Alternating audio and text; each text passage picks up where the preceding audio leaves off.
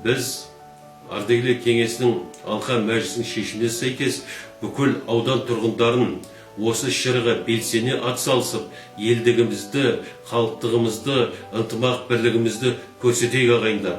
Барлықтарыңыз осы шараға бір кісідей атсалысуға шақырамын. Шараға осы бір қайырымды болса, ниетімізді білдіріп, көңілімізді солардың көңілін аулайық. Жабырқаулы жүрегін жасайық.